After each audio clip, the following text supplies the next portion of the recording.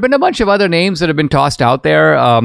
Tim Scott, Ted Cruz, Kristi Noem, Elise Stefanik, and J.D. Vance.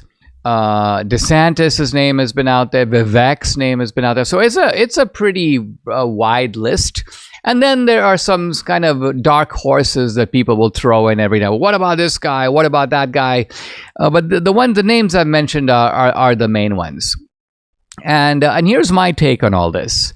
My take on all this is that if Trump wants to sort of electrify the country, really have a candidate that is kind of a cut above, that is not a normal run-of-the-mill candidate, I think he should go either with DeSantis or with Vivek. Why?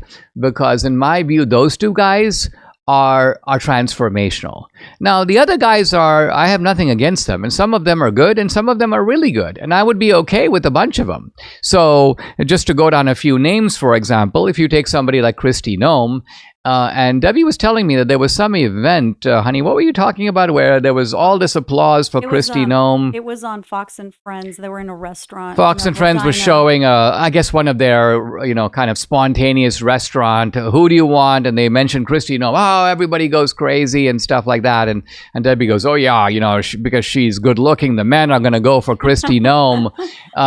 And this is sort of Debbie's law of politics, that the good looking woman gets the male vote, and the good looking female gets the good-looking male gets the female vote. But, says Debbie, if you're really good-looking, your own gender doesn't necessarily go with you. They're a little more skeptical.